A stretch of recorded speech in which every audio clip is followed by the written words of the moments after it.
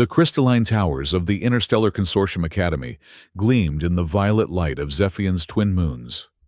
Through the transparent dome ceiling of the Xenoecology Laboratory, Kale Varish could see the orbital rings that encircled their academic haven, pulsing with the steady flow of interstellar traffic.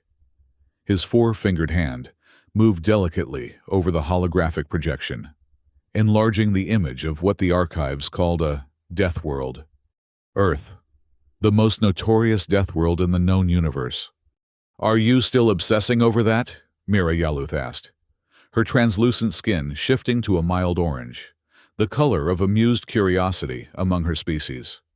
She floated closer, her gravity-defying appendages rippling with each movement.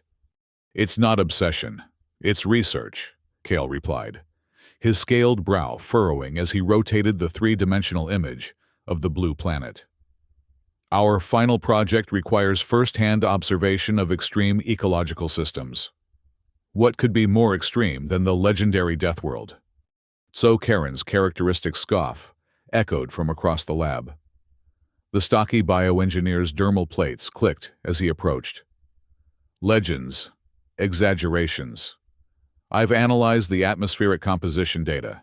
Nitrogen, oxygen, carbon dioxide, hardly the toxic soup described in old spacer tales. Yet nothing from our world survives there for more than a few cycles," Mira countered, her eyes brightening with excitement. "The bipedal natives, humans, they don't just survive. They thrive in conditions that would kill most sentient species. Gravity that would crush our bones. Temperature fluctuations that would rupture our cellular structures. Predators with actual teeth and claws." "Which is precisely why I need to study them," Kale said, saving his research notes with a flick of his wrist. "Professor Zelthorn approved our expedition proposal. We leave tomorrow." Lena Fess, a first-year student with an iridescent exoskeleton that betrayed her youth, peered over Kale's shoulder. "You're actually going to Earth? The place where water falls from the sky as frozen crystals and then burns your skin as superheated vapor on the same day?" "Precisely why I've been trying to talk them out of it," came a deeper voice. Jalix Oren, their teaching assistant, joined the group. His experience on a Grade 7 hazard planet, the infamous Bone Cyclone, had left visible scars across his thoracic ridge. "But if you insist on this madness, at least you'll have me as your field advisor." Kale's expression brightened. "You're coming with us?" "Someone has to make sure Zephion's brightest students don't become Earth's newest fossils," Jalix replied, with a grimace that passed for a smile among his kind. As the laboratory emptied for the evening cycle, Kale remained, his gaze fixed on the rotating hologram of Earth. Somewhere on that beautiful, deadly sphere were answers to questions that had haunted xenobiologists for generations.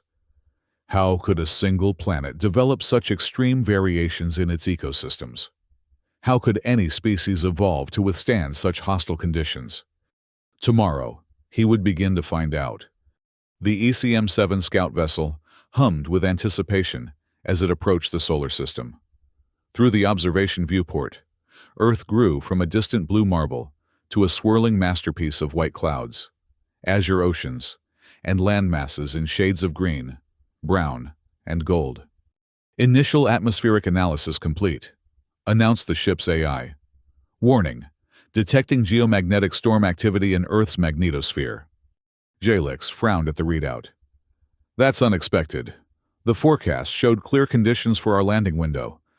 "Humans call it weather," Mira said excitedly, her skin pulsing with enthusiastic patterns.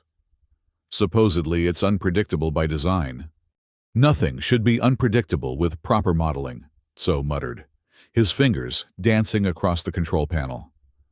"The magnetic interference is affecting our navigation systems. We'll need to adjust our descent trajectory." Kale felt his primary heart quicken as the ship began to shudder. "Is this normal?" "For Earth? Absolutely," Jalix replied, though his rigid posture suggested otherwise. "Brace for turbulence." The ECM-7 plunged into Earth's upper atmosphere, plasma streaming past the viewports as the ship's heat shields absorbed the friction. Warning signals flashed across the control panels. The artificial gravity flickered, momentarily leaving the students floating before slamming them back into their seats. Emergency landing protocols engaged, the AI announced with inappropriate serenity. Please secure all belongings and assume crash positions. Crash positions, Lena squeaked, her exoskeleton paling to a terrified white. We're going to crash? Controlled emergency landing, Jilix corrected, though the distinction seemed meaningless as the ship bucked and rolled. Welcome to Earth, students. Your first lesson, survival. The landscape below rushed toward them, a vast expanse of orange-red desert with towering rock formations like the skeletal remains of ancient behemoths. As the sun sank toward the horizon, casting long shadows across the arid terrain, the ECM-7 deployed its emergency landing systems. Retro thrusters fired, kicking up clouds of dust as the vessel skidded across the desert floor, finally coming to rest at the edge of a massive geological depression. Status report, Jilix demanded once the ship had settled. Hull integrity at 87%. The AI responded, navigation systems offline, communication array damaged, environmental systems functional, current location, Earth, Northern American continent, geographical region designated as Grand Canyon, Western Perimeter. Cale unstrapped himself from his seat, legs shaking as he adjusted to Earth's crushing gravity. Through the viewport, he could see the desert twilight painting the landscape in surreal hues of purple and gold. But what caught his attention weren't the colors. It was the scattered remnants of what appeared to be massive avian creatures. Their carcasses picked clean by scavengers, bleached bones glinting in the fading light. Is that normal? He asked, pointing to the grisly scene. Jilix activated his environmental suit scanner. Large migratory birds, likely died from a combination of extreme heat and dehydration. His voice took on a grim note. Welcome to the Deathworld, students. This is what we came to study. Mira pressed her face against the viewport, her eyes wide with a mixture of horror and fascination. But where are the humans? I thought they had settlements all over this planet. Scattered and sparse, according to our intelligence, Jilix replied. After the sixth great extinction event, most of the population either perished or relocated to more habitable regions. What remains are small outposts of survivors. This doesn't prove anything, So said dismissively. Every planet has harsh regions. Even Zephian has its uninhabitable zones. Then let's gather proper evidence, Cale suggested, already preparing his environmental suit. We're here to conduct research, not to debate based on viewport observations. Night had fallen by the time they ventured outside the ship. Earth's moon hung in the sky, impossibly large and bright compared to Zephian's distant satellites. The desert air filtered through their suit systems, registered as dangerously dry, laced with mineral particles that would abrade unprotected respiratory systems. Cale activated his specimen collection kit, carefully taking samples of the soil, while Lena recorded atmospheric readings. Mira examined the scattered bones with reverent fascination, while So inspected the remains of what appeared to be an abandoned atmospheric monitoring station. The wind patterns here are unlike anything in our databases, Lena reported, her scientific enthusiasm momentarily overcoming her fear. The daily temperature fluctuations alone would kill most carbon-based life forms from our worlds. Yet it was once thriving, Jlix reminded them, gesturing to the distant silhouette of what might have been a settlement. Before human activity altered the climate beyond recovery. This is it, Mira whispered, her voice filled with awe. We're actually standing on a real death world. Don't get too excited, So cautioned. We've only seen a desert region at night, hardly representative of the entire... His words cut off as a blur of movement shot across the ground between them. In the beam of their lights, they caught glimpses of a sinuous, scaled creature moving with impossible speed. "What was that?" Lena gasped, jumping back. "Indigenous predator," Jalik said tersely. "Back to the ship, now." They retreated hastily, but as So turned, the creature, a massive desert serpent with iridescent scales, lunged from the darkness. Its fangs pierced his environmental suit before any of them could react. So let out a strangled cry, collapsing as the serpent retreated into the night. "Help me get him inside," Kale shouted, grabbing one of Tso's limbs, while Jalex took the other. Inside the ship's medical bay, they quickly sealed the puncture in Tso's suit, but the damage was done. The venom was already spreading through his system, causing his dermal plates to discolor alarmingly. "The emergency medical kit," Mira said urgently, retrieving the specialized xenobiology treatment package. "It should have universal anti-venom." Kale administered the treatment, while Jalix analyzed the venom's composition. "It's neurotoxic," he reported grimly. "Designed to paralyze prey by attacking the central nervous system. Fortunately, our physiology is different enough that it's not immediately fatal, but we need to neutralize it quickly." As they worked desperately to save their colleague, Kyle felt a growing unease. They'd been on Earth for less than one standard rotation, and already one of them was fighting for his life. The legendary reputation of the Deathworld wasn't exaggeration. It was understatement. "Will he survive?" Lena asked, her voice small. "The anti-venom is working," Kale confirmed, watching So's vital signs stabilize. "But he'll need time to recover." "Time we may not have," Jolix added, checking the ship's systems. "The geomagnetic storm has intensified. Communications are completely blocked, and our distress beacon can't penetrate the interference." "So we're stranded?" Mira's skin darkened with concern. "Temporarily," Jalix assured her, though his confidence seemed forced. "The ECM-7 has extensive repair capabilities, but it will take time, and in the meantime, we need to secure our position and gather the research data we came for."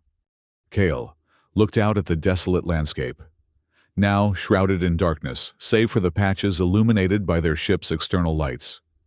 Somewhere out there, the serpent that had attacked So was hunting again. One of countless deadly adaptations evolved in this unforgiving environment. "I always wanted to understand why Earth was called a death world," he said quietly. "I think I'm beginning to see why." Morning brought little relief.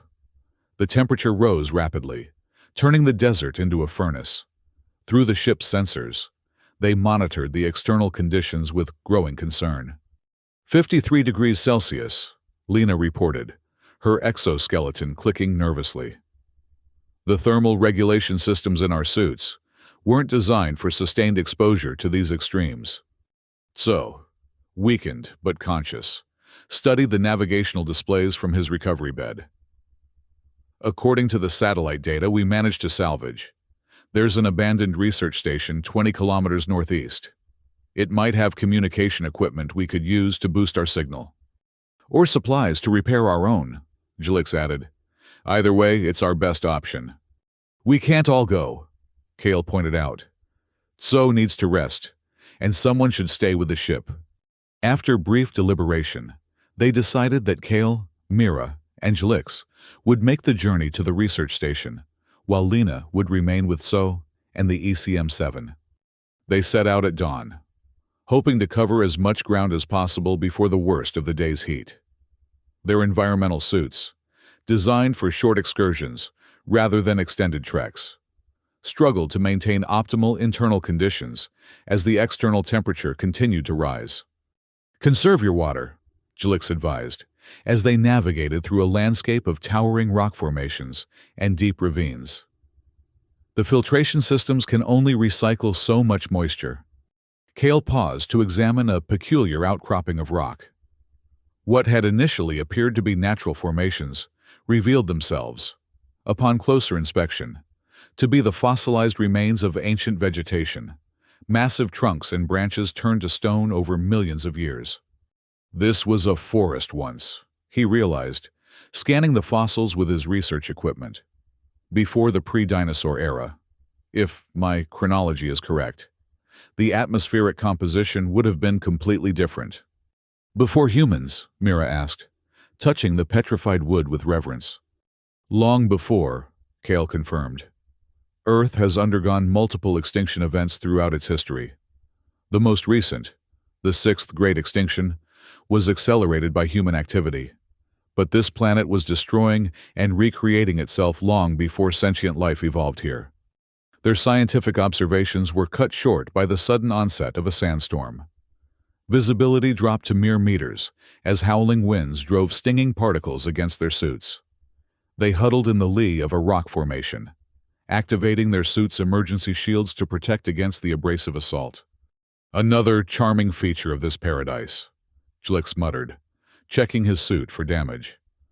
This storm could last hours or days. We can't stay here that long, Kyle said, consulting their navigation system. Our oxygen reserves won't last. They pressed on, fighting against the relentless wind and sand. The storm eventually subsided, only to reveal a new threat, a pack of mutated canine creatures, their bodies scarred and twisted by radiation, circling their position with predatory intent. Don't run, Jalix warned, as the creatures began to close in. They're pursuit predators. They'll chase anything that flees. What do we do? Mira asked, her skin paling to a frightened white. Stand your ground. Make noise. Show them we're not prey. Following Jalix's lead, they formed a tight circle, activating their suits' external speakers to project amplified sounds. The creatures hesitated, unused to prey that fought back. After several tense moments, the pack retreated, though they remained visible on the horizon, following at a distance. They're still hunting us, Kyle observed uneasily. They're opportunists, Jalix explained. They'll wait for weakness, exhaustion, injury, or separation. By mid-afternoon, dehydration and fatigue had begun to take their toll. Their suits' water recycling systems worked overtime, but couldn't keep pace with their bodies' demands. Kyle felt his limbs growing heavy, his thoughts sluggish under the relentless assault of Earth's gravity and heat. There, Mira suddenly exclaimed, pointing ahead. I see structures. Through the heat haze, they could make out the outlines of what appeared to be a small settlement, a cluster of modular buildings surrounded by a high perimeter fence. Solar panels glinted in the harsh sunlight, and automated defense turrets tracked their approach. That's not the research station, Jlix said, consulting their map. That's something else entirely. As they drew closer, an amplified voice boomed across the desert. Halt where you are! You are approaching a restricted area. Identify yourselves or be considered hostile. We are researchers from the Interstellar Consortium Academy, Jalix responded, activating his universal translator. Our vessel was damaged in the geomagnetic storm. We seek assistance. A tense silence followed before the voice responded. Approach the main gate, slowly. Any sudden movements will be interpreted as aggression. The gate opened to reveal a stark contrast to the desolate landscape outside. Within the compound's walls, a small oasis had been created. Condensation systems extracted moisture from the air, feeding into a central reservoir. Hydroponic gardens provided glimpses of green amidst the utilitarian structures. And watching them with suspicious eyes were humans, the legendary inhabitants of the Deathworld. I am Colonel Harper Kane, announced a tall figure who stepped forward to meet them. Unlike the others, who wore practical desert attire, Kane was dressed in what appeared to be a modified military uniform. His face was weathered by sun and wind, his eyes calculating as they assessed the alien visitors. Welcome to Outpost Resilience, though I question the wisdom of your visit to our humble corner of hell. Kale was fascinated by his first close encounter with a human. The bipedal form, the exposed skin with only minimal protective covering, the evident comfort in conditions that stressed even their advanced environmental suits, all confirmed the extraordinary adaptability of the species. Thank you for your hospitality, Jalix replied formally. Our research expedition encountered difficulties during landing. We seek to repair our communications equipment and continue our mission. Research? Kane's expression hardened. What exactly are you researching? Earth's extreme ecological systems, Kale explained eagerly. The adaptive mechanisms of indigenous life, forms in hostile environments. The evolutionary pressures that— You're studying us, Kane interrupted. Like specimens in a jar. Not at all, Mira interjected, her translator struggling to convey the nuance of her distress. We study ecosystems, not individuals. Earth is famous throughout the galaxy as a Deathworld, Kane finished for her. Yes, we're aware of our reputation. The planet that tries to kill you in 100 different ways before breakfast. His laugh was without humor. Come inside before you collapse. We'll discuss your research once you've recovered. The interior of the outpost revealed more about the humans' desperate adaptation to their harsh environment. Every system was designed for maximum efficiency and redundancy. Water was recycled endlessly through a plasma filtration system. Energy was harvested from multiple sources: solar, geothermal, and what appeared to be a small fusion reactor. Impressive technology. So would have appreciated, Kale thought. Necessity, Kane replied when Kale commented on their setup. After the climate wars and the biohazard releases, most of Earth's comfortable regions became uninhabitable.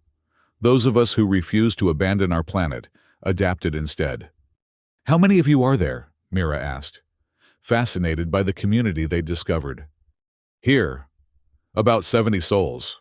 Worldwide, perhaps a few million scattered across similar outposts and nomadic bands.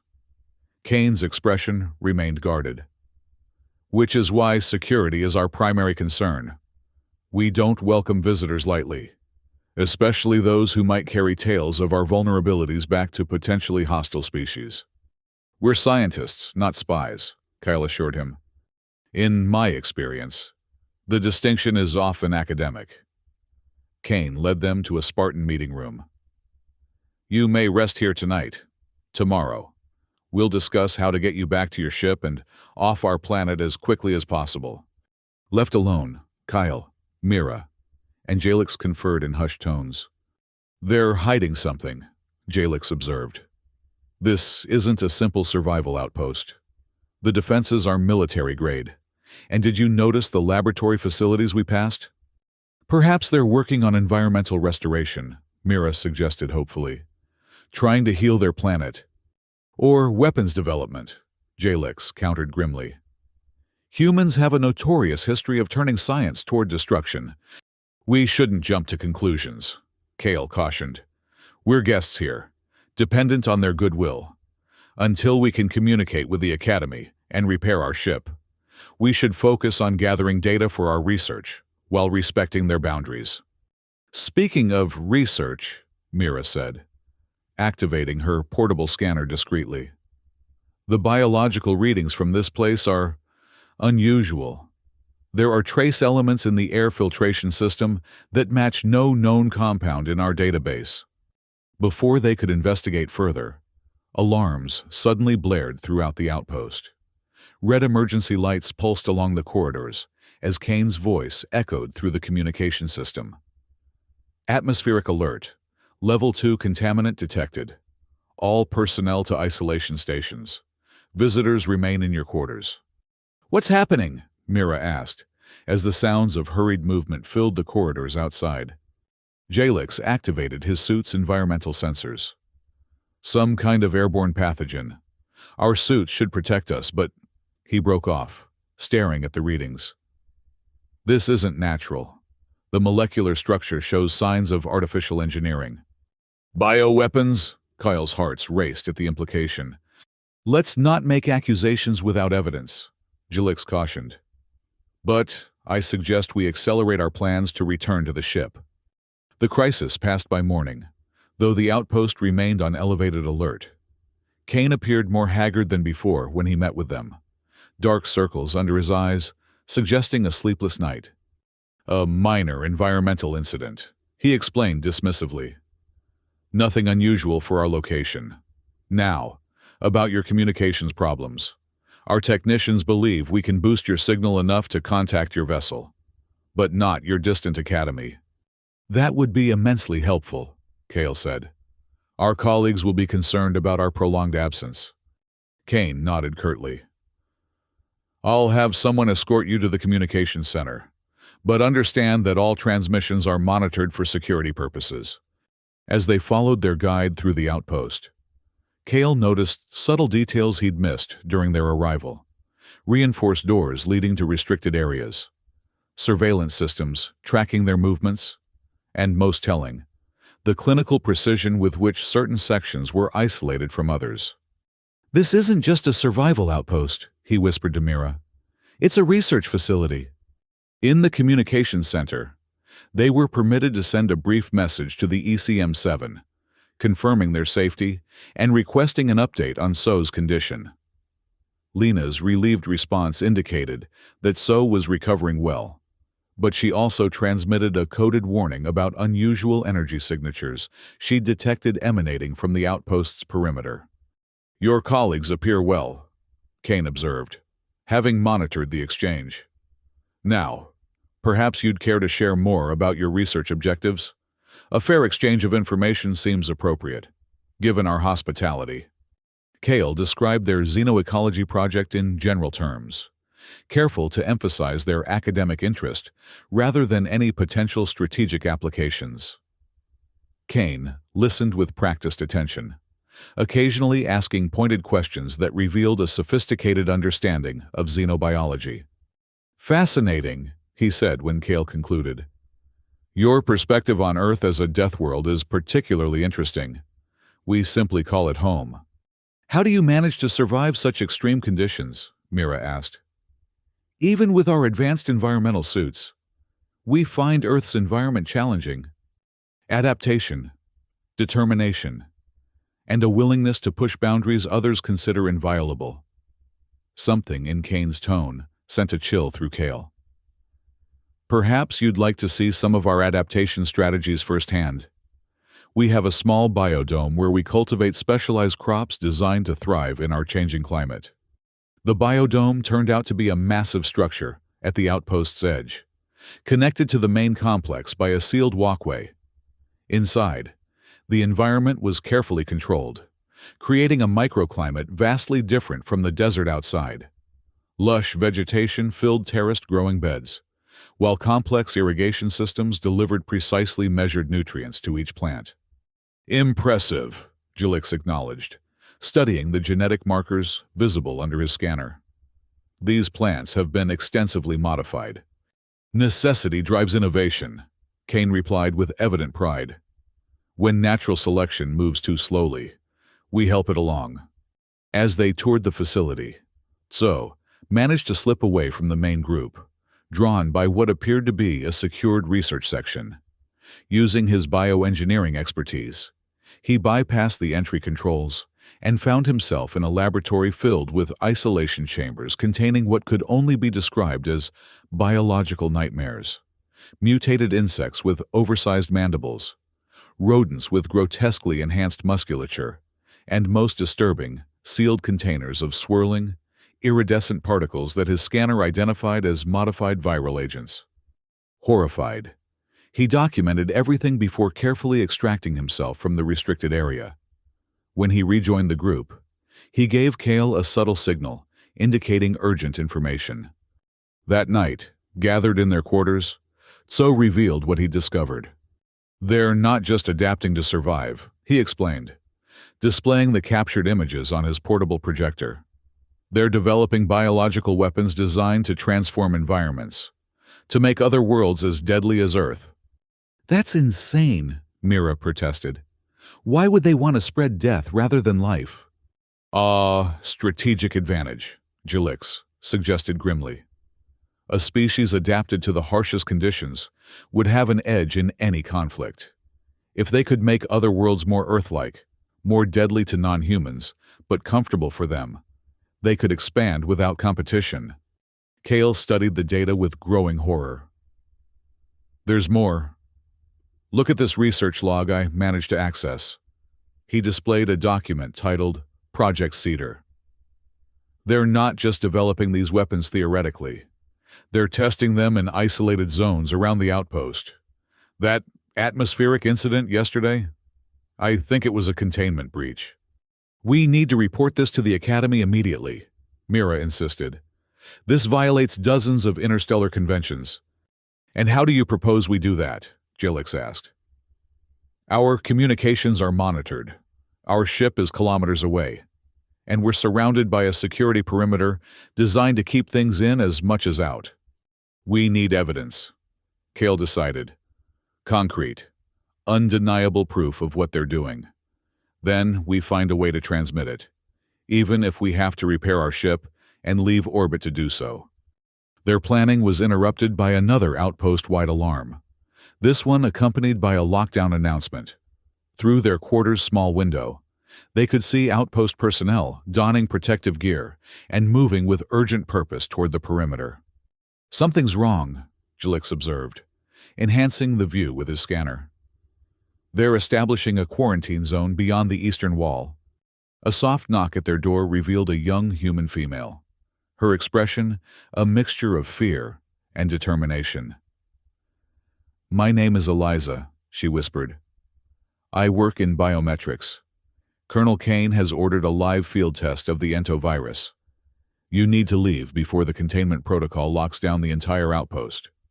"Entovirus?" Kale repeated. "A biological agent designed to accelerate insectoid mutation in higher organisms. It's horrific and unstable. The last test created something we couldn't control." Her eyes darted nervously down the corridor. "There's a maintenance tunnel that leads outside the perimeter. I can show you, but we have to go now."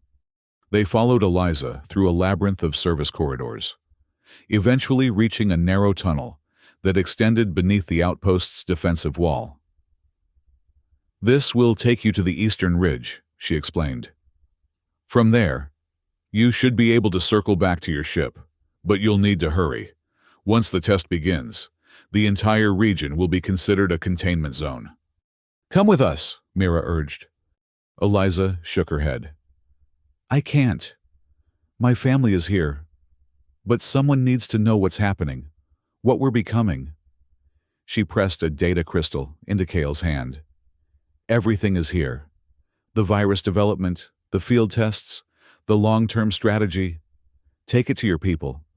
Before they could thank her, the tunnel behind them flooded with red emergency lighting, and a mechanical voice announced, "Biohazard containment protocol initiated. All sectors sealing in 60 seconds. Go!" Eliza pushed them toward the tunnel exit. "And whatever you do, stay away from the test zone." They emerged outside the perimeter wall, just as massive steel panels slid into place, sealing the outpost. In the distance, they could see a cloud of shimmering particles being released from a high tower, dispersing into the evening air. "The virus," Jalix confirmed, his scanner displaying alarming readings. "It's airborne, designed to seek out biological hosts." "We need to get back to the ship," Kale said urgently. "Now!" They set off across the desert, their environmental suits offering temporary protection against the viral agent. But with each passing minute, the external filters reported increasing contamination. The route back to their ship would take them dangerously close to the dispersal zone, the very heart of the field test. As night fell, they encountered the first evidence of the virus's effect: a desert rodent, its body grotesquely distorted, limbs elongated into insectoid appendages, mandibles protruding from a still, recognizably mammalian face. The creature attacked with unnatural speed and strength, forcing them to defend themselves. "The virus doesn't just mutate," So observed with scientific horror after they'd fended off the attack. "It compels aggression, driving the infected to spread the contagion through physical contact." They pressed on, but soon found their path blocked by a more terrifying development: a hybrid creature that stood nearly 2 meters tall. Its body, a nightmarish fusion of human and insect characteristics. Chitinous plates covered humanoid limbs, compound eyes, swiveled independently, above mandibles designed for tearing flesh. And most disturbing, it displayed signs of retained intelligence, setting an ambush rather than attacking directly. "Biohybrid," Jalix whispered, recognition in his voice. "The result of the previous test Eliza mentioned. It's hunting us." They altered their course, trying to circle around the creature's territory. But the delay cost them precious time. Dawn was breaking when they finally spotted the ECM-7 in the distance, a welcome sight after their harrowing journey. But they weren't alone in their discovery. The biohybrid had tracked them, and now stood between them and their vessel. Worse, it wasn't alone. Several similarly mutated creatures emerged from hiding places around the ship. "They've been waiting for us," Mira realized with horror. "They're intelligent enough to anticipate our destination," Jalix confirmed. "And they've coordinated to cut off our escape." Communication with the ship revealed that Lena and So were safe inside, but unable to assist without exposing themselves to the viral agent. Their only option was to somehow distract or neutralize the biohybrids long enough to reach the vessel's entry hatch. "The virus seeks biological hosts," Kale noted, an idea forming. "What if we gave it something more appealing than us?" Using components from their research equipment, they constructed a makeshift biological lure, a concentrated mixture of pheromones and cellular material designed to mimic a high-value host. Deploying it away from their planned approach route, they watched as the biohybrids, driven by the virus's imperative to infect, moved to investigate. Their diversion created a narrow window of opportunity. They sprinted for the ship, but just as they neared the hatch, the largest biohybrid, evidently more resistant to the lure, broke away from the group and pursued them with terrifying speed. "Get inside!" Kyle shouted to the others, turning to face the creature with his scanner reconfigured to emit a high-frequency pulse that might disorient it. The biohybrid faltered momentarily, but then lunged with inhuman quickness. Mira, seeing Kale in danger, doubled back to help, using her suit's emergency flare to create a barrier of intense light between him and the creature. The distraction worked, but at a cost. The biohybrid's clawed appendage tore through the outer layer of Mira's suit. Although the inner containment remained intact, the damage compromised her protection against the viral agent. They retreated into the ship, sealing the hatch behind them as the biohybrid hurled itself against the reinforced hull. Inside, they initiated emergency decontamination protocols, stripping off their environmental suits for immediate sterilization. "Your suit was breached," Jalix told Mira gravely after examining the damage. "We need to check you for exposure." The medical scanner revealed the worst. Microscopic traces of the viral agent had penetrated the suit's inner layer. Although Mira's alien physiology wasn't an ideal host, the virus was already attempting to rewrite her cellular structure. "There's an antiviral protocol in the emergency medical kit," So suggested, already preparing the treatment. "It's designed for broad-spectrum application." While they worked to stabilize Mira, Kale examined the data crystal Eliza had given them. It contained everything she'd promised. Detailed records of the entovirus development, previous field tests, and most damning strategic plans for deploying similar agents on other worlds deemed suitable for human colonization. They're not just surviving on their Deathworld, he realized with growing horror. They're weaponizing it, planning to transform other planets into versions of Earth, where only they can thrive. Before they could process this revelation, the ship's sensors detected approaching vehicles, military transports from the outpost, heavily armed and converging on their position. "They know we escaped," Jalix concluded, "and they know what we've discovered." The transports surrounded the ECM-7, and Colonel Kane's voice echoed through the communication system. "Attention alien vessel. You have witnessed classified military operations and acquired restricted data. Surrender immediately, or we will be forced to neutralize your ship and all aboard." "We can't let them take this evidence," Kyle insisted. "The Academy needs to know what they're planning." "The communications array is still damaged," Lena reminded them. We can't transmit over interstellar distances. But we might be able to piggyback on their own satellite network, So suggested, studying the outpost's communication patterns he'd recorded during their stay. If we can access their orbital relay, we could route our transmission through it. While Jalix negotiated with Kane, buying time with diplomatic platitudes, Kale and So worked feverishly to establish a connection with the human satellite network. The data crystal contained access codes Eliza had included, security credentials that allowed them limited entry to the system. "We're in," So announced after tense minutes of programming. "But the connection is unstable. We'll only have moments to transmit before they detect and block us." They compressed the most damning evidence, the virus development records, the biohybrid research, and the colonization strategy, into a single data packet addressed to the Academy's emergency response frequency. "Transmission initiated," Kale confirmed as the data began uploading to the satellite. "Estimated completion in 45 seconds. Outside, Kane's patience had evidently run out. The transports deployed what appeared to be energy weapons, taking aim at the ECM-7's vulnerable propulsion systems.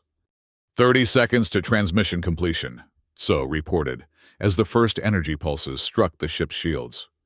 "Shields at 60%, Lena called out, monitoring the defensive systems. "We can't withstand concentrated fire for long." 20 seconds. The shields flickered as another barrage hit them, power fluctuating throughout the vessel. 10 seconds. A final, powerful blast rocked the ship, knocking out the primary power grid. Emergency systems engaged, but the transmission buffer froze at 98% complete. "No!" Kale slammed his fist against the console. "We were so close!" "Wait," Mira said weakly from her medical pod. "The transmission completed. Look." The console displayed a confirmation receipt. The Academy had received their transmission seconds before the connection failed. Their evidence was safe. The victory was short-lived. Kane's forces breached the ship's outer hatch, armed soldiers pouring into the vessel with weapons trained on the alien researchers. Colonel Kane entered last, his expression a mixture of rage and grudging respect. "You've made a serious mistake," he told them. "Whatever you transmitted, it won't matter. Earth has survived worse than alien disapproval." "This isn't about disapproval," Kale replied, standing firm despite the weapons aimed at him. "It's about preventing a catastrophe. The virus you've created won't just transform other worlds. It's already mutating beyond your control here. The biohybrids are evolving, developing intelligence and coordination. How long before they find a way into your outpost?" A flicker of uncertainty crossed Kane's face. "The containment protocols won't hold," So interrupted. "I've analyzed the viral structure. It's designed to seek out vulnerabilities, to adapt and overcome obstacles. Exactly as you intended for use against other species. Except now it's working against you." As if to punctuate his point, an alarm sounded from one of the soldiers' communication devices. A panicked voice reported, "Perimeter breach in Sector 7. The specimens have penetrated the outer defenses." Kane's composure cracked. "Fall back to the outpost," he ordered his troops. "Prepare for full containment protocol." To the alien researchers, he added, "This isn't over. Once we've secured the outpost, we'll return to discuss your interference in detail."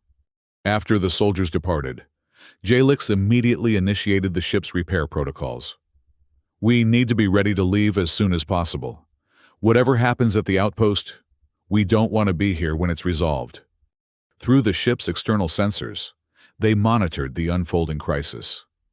The biohybrids had indeed breached the outpost's defenses, exploiting vulnerabilities in the same maintenance tunnels the researchers had used to escape. The virus continued to spread, creating more hybridized creatures from the local wildlife. "We should help them," Mira insisted, though she remained weakened by her exposure. "Whatever they've done, they don't deserve this." "What do you suggest?" Jalix asked. "Our weapons are scientific instruments, not military hardware, and the virus poses as much danger to us as to them. Not the virus itself, Kyle realized, studying the data more carefully. But the delivery system.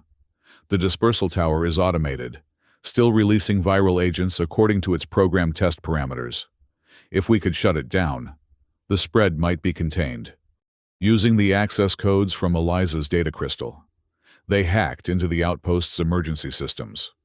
While they couldn't directly control the viral research facilities, they could trigger the emergency containment protocols designed to neutralize an accidental release. "It's working," Tso confirmed, as the dispersal tower shut down. Chemical neutralizing agents automatically deploying around the perimeter. The viral concentration in the atmosphere is decreasing, but the existing biohybrids remained a threat. From their vantage point, they could see the creatures coordinating a systematic assault on the outpost's weakest points. Inside, the humans fought desperately, using weapons designed to combat exactly this scenario. Specialized energy weapons that disrupted the viral cohesion within the mutated tissue. "They prepared for this," Jalix observed. "They knew the risk of what they were creating. And created countermeasures," Kale agreed. "But not enough. It seems..." The battle raged through the night. The humans gradually pushed back into the central compound as more biohybrids emerged from the surrounding desert. By dawn, it was clear the outpost would fall without intervention. Despite Jalix's objections, Kale developed a plan. Using their research equipment, they created a powerful electromagnetic pulse calibrated to disrupt the specific neural patterns the virus created in its hosts. The downside was that delivering it required direct access to the outpost's central power distribution system, a suicide mission into the heart of the conflict. "I'll go," Tso volunteered, surprising them all. "My physiology showed the greatest resistance to the venom from the desert serpent. Perhaps it will also resist the viral agent longer." "It's too dangerous," Kale protested. "We've already transmitted the evidence. Our mission is complete. We should leave while we still can."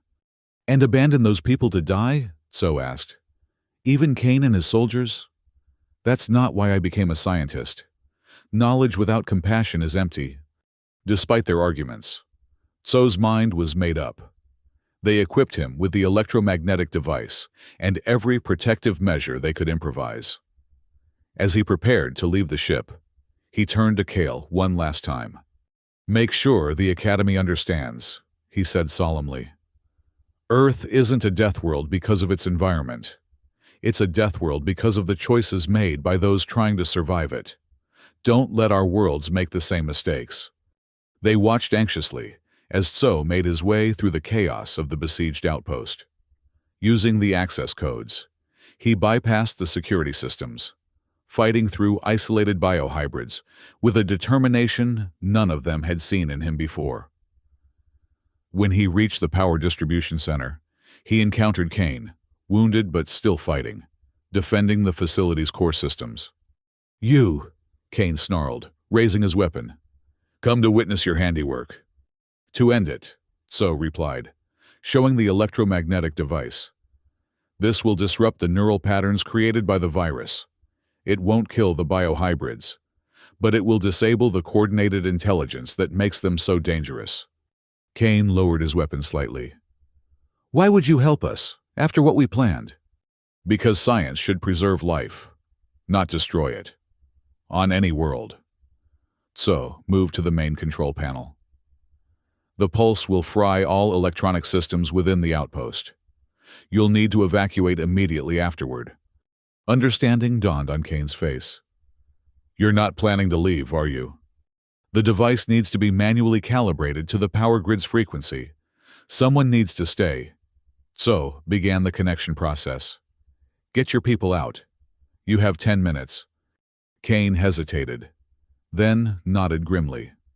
He activated the outpost's evacuation protocol, directing the surviving personnel to gather essential supplies and medical equipment before retreating to the emergency bunkers designed to withstand electromagnetic interference. From the ship, Kale and the others watched the evacuation unfold with growing anxiety. When the designated time arrived, The outpost's lights flickered, then went dark as a visible wave of energy pulsed outward from the central facility. The effect on the biohybrids was immediate. They collapsed or scattered, their coordinated assault disintegrating into individual, disoriented creatures. "It worked," Lena whispered, monitoring the readings. "The collective neural network has collapsed." "So," Mira said softly, "can we establish communication?" Jalix shook his head. The pulse would have destroyed all communication devices within the affected area. And the radiation levels? He didn't need to finish the sentence. The readings were clear. No unprotected organic life could have survived at the epicenter. Despite the danger, Kale insisted on leading a recovery team. Donning their repaired environmental suits, he and Jalix ventured into the now silent outpost. They found So where they expected, at the control panel. His body slumped over the electromagnetic device.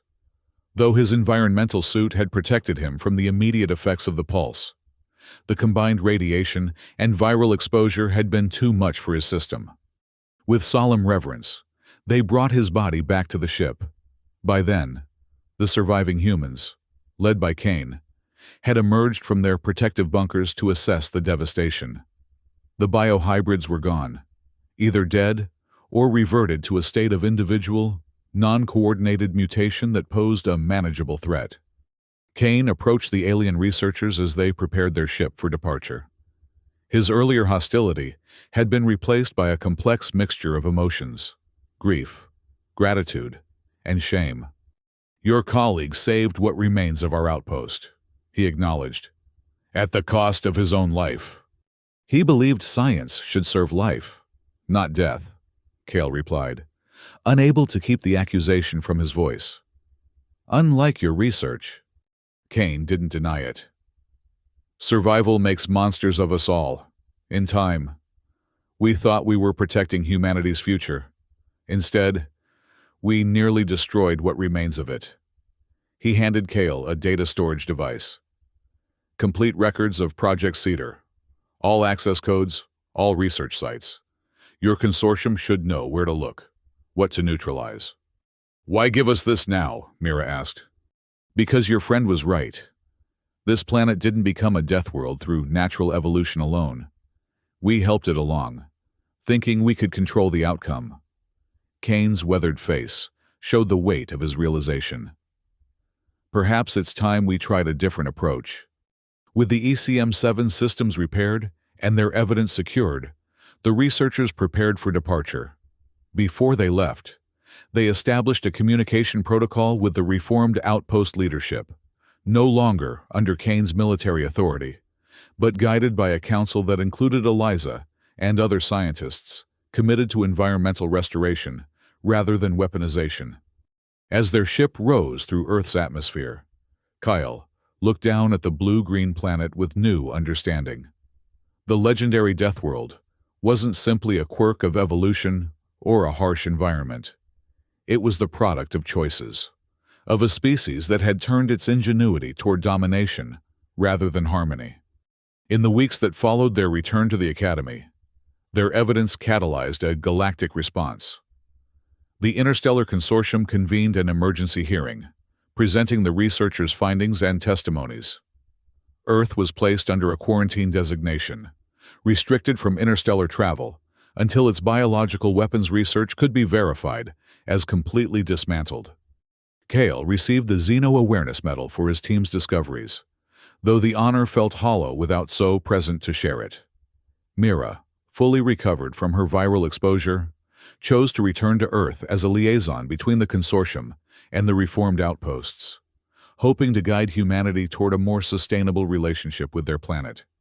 Lena, the once frightened first-year student, compiled their experiences into a comprehensive study titled Deathworld, Ecological Disaster, or Evolutionary Lesson. It became required reading for xenoecology students throughout the consortium, a cautionary tale about the intersection of science, survival, and ethics. One evening, as Kale stood on the observation deck of the Academy, watching the distant stars where Earth's sun would be invisible to the naked eye. He reflected on what they had learned. The true nature of a Deathworld wasn't in its hostile environment or deadly creatures. It was in the choices made by those who called it home. Earth taught us that savagery comes not just from nature, but from the hands of civilized beings themselves. He wrote in his final research notes, "If anyone learns that lesson, perhaps Deathworlds need not be places of death after all." His gaze lifted toward the cosmos, sending a message of both hope and warning to all civilizations that might one day face their own trials of survival. The greatest danger was not the environment that challenged them, but the methods they chose to overcome those challenges. And in that realization lay the most important discovery of all.